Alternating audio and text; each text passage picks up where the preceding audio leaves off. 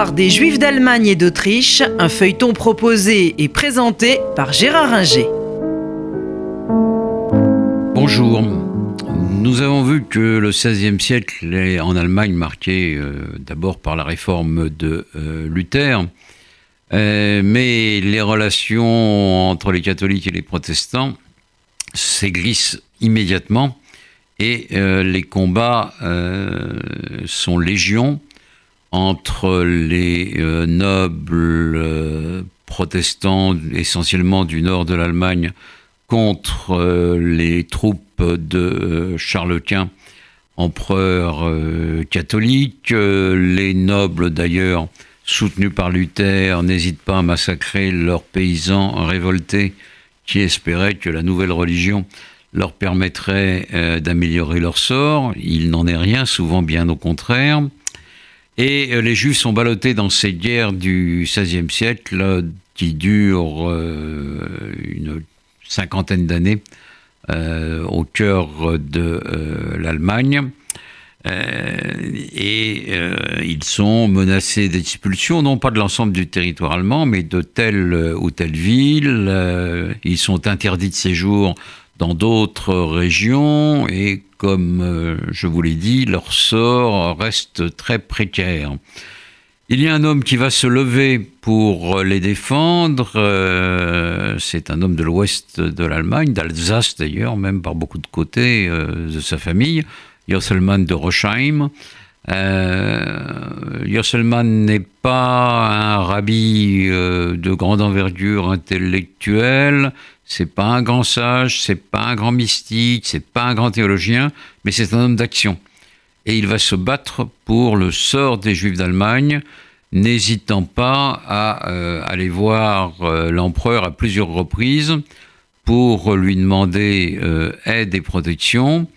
Et comme c'est un homme d'action, il sait ce qu'il faut faire. Souvent, il propose l'aide des Juifs contre les ennemis de l'empereur, qu'il s'agisse du duc de Saxe, des petits princes du nord de l'Allemagne luthérien. Et Charles Quint accepte et prend les Juifs sous sa protection, ce qui va quand même leur faciliter la vie, empêcher des expulsions et leur permettre d'avoir un peu moins de précarité.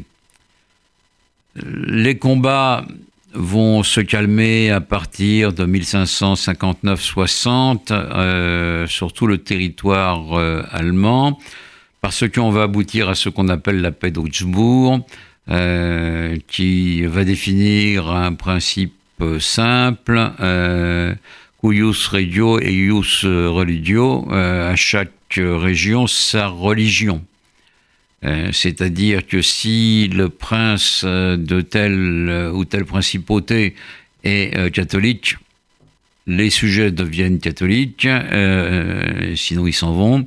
À l'inverse, s'il est luthérien, ces sujets deviennent luthériens. Bon, c'est un principe un peu rigide, mais qui aura l'avantage de calmer le jeu et de limiter le nombre de conflits sur le territoire allemand, et ça va permettre aux Juifs de connaître un peu de stabilité.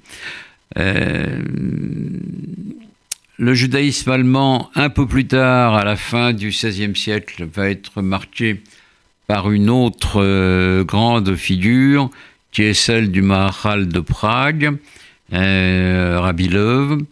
Rabbi Löw qui dialogue avec l'empereur, qui est une figure très respectée au-delà du monde juif, qui est connu dans le monde juif par la création du golem, mais qui en fait, au-delà de ça, établit un dialogue avec l'empereur, comme je vous le dis, et écrit des textes liturgiques ou religieux d'une grande valeur qui sont présents souvent dans la liturgie juive. Cette haute figure va marquer non seulement Prague et ses environs, Prague qui appartient donc est une ville de Bohême qui appartient à l'empereur d'Autriche. S'il y a beaucoup de Tchèques à Prague, il y a également une communauté allemande importante et une communauté juive très forte depuis le Moyen-Âge. Rabbi Löw va marquer de son empreinte avec ses élèves une bonne partie du judaïsme allemand. Il va être le père d'un renouveau du tosafisme. Le tosafisme, c'est les commentaires du Talmud que les successeurs de Rashi avaient introduit. Il va relancer cette forme d'étude du Talmud. Il va avoir des élèves d'une grande qualité qui vont marquer le judaïsme allemand et ashkénaze d'Europe de l'Est jusqu'au XVIIe siècle.